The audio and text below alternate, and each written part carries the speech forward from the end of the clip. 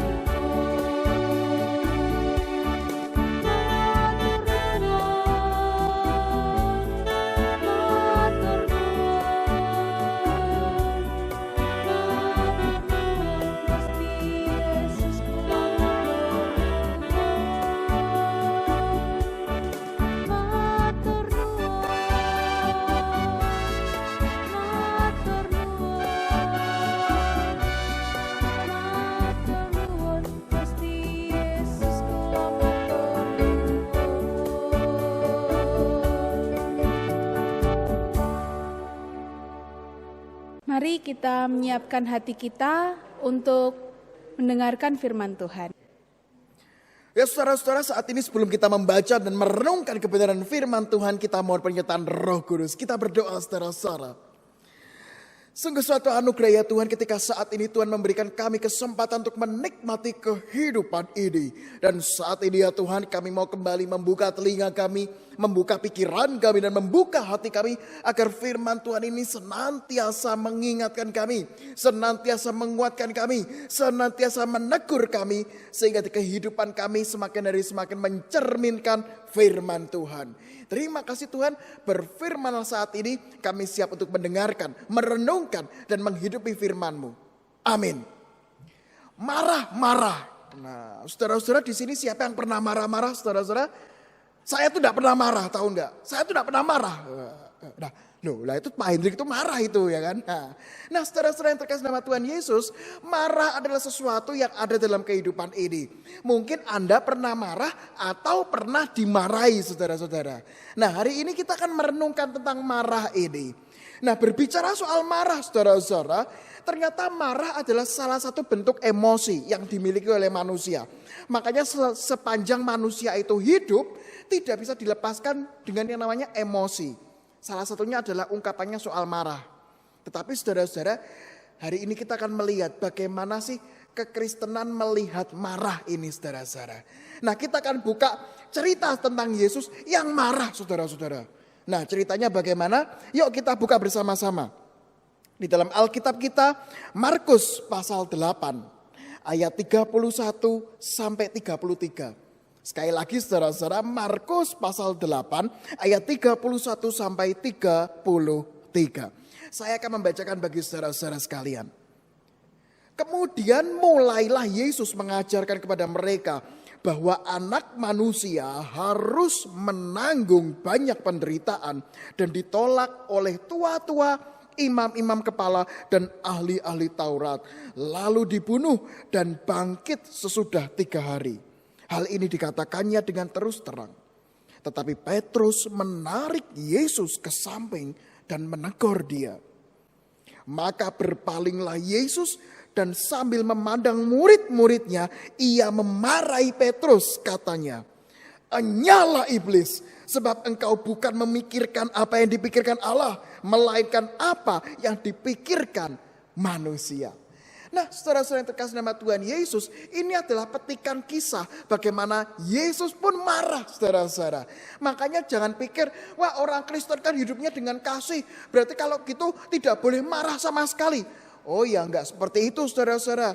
Marah adalah salah satu ekspresi kasih. Tetapi kita melihat marah yang seperti apa ini saudara-saudara ya. Marah yang bagaimana? Nah, kita melihat tadi cerita Yesus saudara-saudara. Marahnya ada beberapa hal yang akan kita renungkan.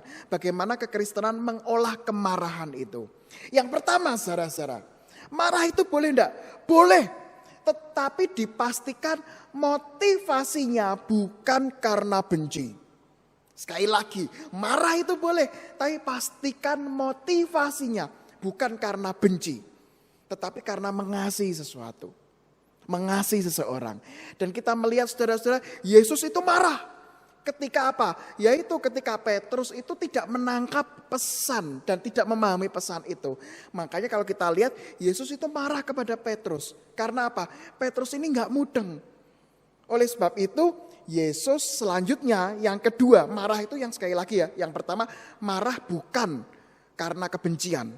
Pastikan itu. Yang kedua adalah marah itu menghasilkan sesuatu yang membangun.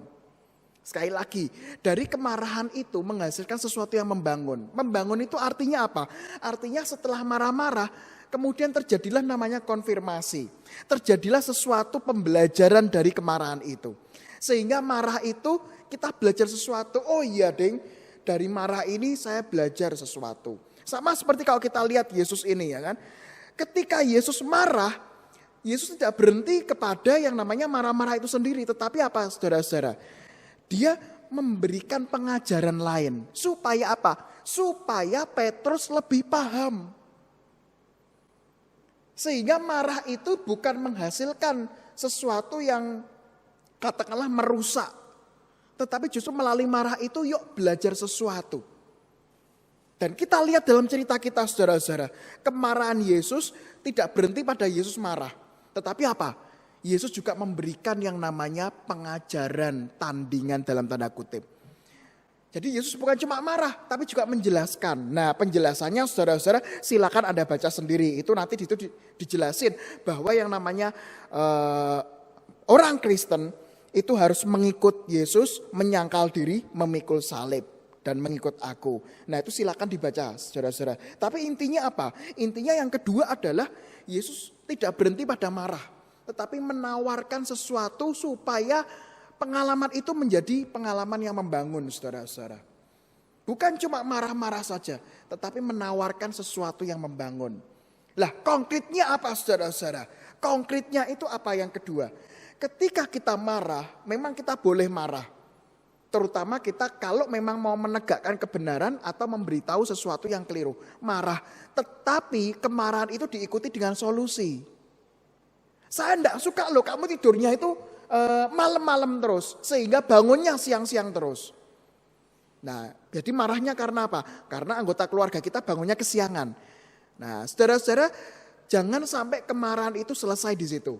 Tapi sama seperti Yesus, biarlah kemarahan itu menjadi sesuatu yang membangun, menawarkan solusi. Ya udah, memang kalau kamu besok tidak bisa bangun, yuk bikin alarm. Di-set alarmnya jam 5 supaya kamu besok tidak bangun kesiangan. Gitu. Artinya apa saudara-saudara? Kemarahan itu bukan selesai dengan kemarahan, tetapi ada solusi atau ada jalan keluar. Sehingga kemarahan itu menghasilkan sesuatu pembelajaran dan pengalaman yang membangun. Oleh sebab itu saudara-saudara yang terkasih nama Tuhan Yesus, di dalam kekristenan marah itu boleh, tetapi pastikan dua hal. Yang pertama adalah marah itu karena saya mengasihi Anda, bukan karena membenci. Dan yang kedua adalah kemarahan itu menghasilkan sesuatu yang membangun. Belajar sesuatu. Sehingga melalui kemarahan itu justru kita semakin membangun orang lain dan membangun diri sendiri. Serta membangun hubungan. Dan nama Tuhan dipermuliakan. Selamat marah-marah, tetapi pastikan marah itu jadi sesuatu berkat untuk Anda dan saya. Amin. Kita berdoa saudara-saudara. Sungguh suatu anugerah ya Tuhan, karena salah satu bentuk emosi adalah marah. Mungkin saat ini kami sering marah-marah, atau kami sering melihat kemarahan di dalam keluarga kami, kemarahan di dalam lingkungan kerja kami, dan kemarahan dimanapun kami berada. Tapi hari ini kami diingatkan agar marah yang bisa kami lakukan adalah marah yang didasari oleh kasih, bukan karena kebencian. Mampukanlah kami Tuhan untuk berani mengakui itu. Sehingga melalui kemarahan itu justru terjadi sesuatu yang membangun. Karena kami juga menawarkan solusi. Ya Tuhan, mampukanlah kami dengan kuat kuasa Roh Kudus mengolah kemarahan ini. Sebagai bagian untuk kami saling mengasihi, saling membangun, dan saling memberkati. Saat ini ya Tuhan, kami rindu berdoa untuk saudara-saudara kami yang sedang sakit maupun dalam masa pemulihan. Kami berdoa ya Tuhan untuk Ibu Suratmi, Bapak Heru Kusmanto, Ibu Tesinwa, Ibu Waliem, Ibu Suhardi, Ibu Sri Saino, Bapak Adi Sunarto, Ibu Kamiem, Ibu Suparmi, dan nama-nama lain yang belum dapat kami sebutkan satu persatu. Ya Tuhan, saat ini Tuhan sertai. Tuhan terus beri kekuatan. Tuhan terus berikan iman. Tuhan terus beri semangat meskipun dalam situasi dalam pemulihan. Tuhan juga sertai orang-orang yang merawat, beri kesabaran, kekuatan agar bisa merawat dengan baik. Saat ini Tuhan, mungkin kami juga memiliki pergumulan-pergumulan lain yang belum dapat kami sebutkan satu persatu. Mungkin ada pergumulan karena ekonomi, pergumulan karena pekerjaan, pergumulan karena ada masalah konflik dengan orang lain. Tuhan sertai kami agar dalam setiap pergumulan kami tetap berjalan dalam firman Tuhan. Agar dalam setiap permasalahan kami tetap ingat Tuhan. Agar dalam setiap beban hidup kami tetap mengingat bahwa Tuhan Yesus menyertai kami. Mampukanlah kami Tuhan untuk melalui ini semua dengan kekuatan dari Roh Kudus. Kami juga rindu berdoa untuk penanganan corona, pandemi corona. Tuhan berkati ya Tuhan orang-orang yang memperjuangkan dalam kesehatan, memperjuangkan dalam kebijakan politik, yang memperjuangkan sosial dan lain sebagainya. Biarlah Tuhan terus berikan semangat kepada mereka supaya terus berkarya di tengah pandemi corona ini. Terima kasih Tuhan, inilah doa syafaat kami. Hanya di dalam nama Yesus kami berdoa. Amin.